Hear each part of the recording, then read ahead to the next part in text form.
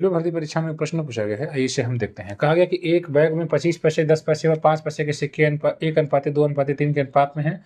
Bag में कुल 30 रुपए हैं, तो 5 पैसे के कितने सिक्के हैं? देखिए 25 पैसे हैं और 10 पैसे हैं और 5 पैसे हैं, ये पैसे हैं, ध्यान दीजिएगा, ठीक है।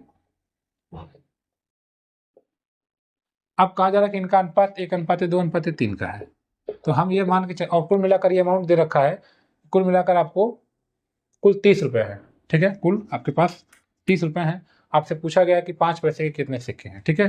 कुल 30 रुपए है, तो देखिए आप क्या करिएगा, आप इसी को रियल मान लीजिए। मान लीजिए कि ये एक सिक्का है, इसका 2 सिक्का है, ये 3 सिक्का है, क्योंकि जो अगर इससे बड़ा भी होगा तो इसी का गुणज होगा, यानी इसका डबल होगा या ट्रिपल होगा या 4/4 टाइम होगा, 5th टाइम होगा, इस तरह से होगा।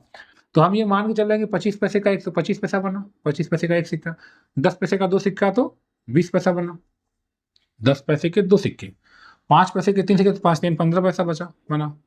ये हुआ कितना? 5 5 10 2 4 5 1 6, 60 पैसा। कुल मिला के ये 60 पैसे हुए इस हिसाब से। लेकिन नहीं सर, 60 पैसे हमारे हैं, लेकिन ये तो कह रहे हैं कि नहीं 30 रुपया है। कितना है? 30 रुपया है, 30 रुपये है यहाँ पर, और हमारे पास तो इस हिसाब से 60 ही पैसा आ रहा है। तो कहेंगे सर 60 पैसे को 30 रुपया बनाइए या 3000 पैसा बनाइए। बोलिए, 1 रुपये में 100 पैसा, तो 30 रुपये में 3000 पैसा।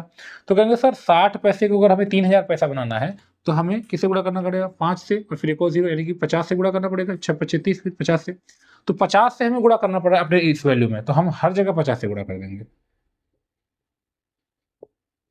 ठीक। तो 50 एकम 50, 50 दूना के 100 और 50 तिया 150, यानी कि ये इस सिक्कों की संख्या हो गई। आपसे पूछा है 50 पैसे के सिक्कों की संख्या, तो आपसे पूछा है यहाँ पर 25 पैसे, 5 पैसे के सिक्कों की संख्या, तो 5 पैसे की संख्या यहाँ पर 150 हो गई। देखा आपने कितनी आसानी से हमने सवाल खोल कर दिया। तो रेलवे की तैयारी कर रहे हैं, प्रीवियस ईयर क्वेश्चन की प्रैक्टिस करनी है, तो चैनल को सब्सक्राइब कर लीजिए। धन्यवाद।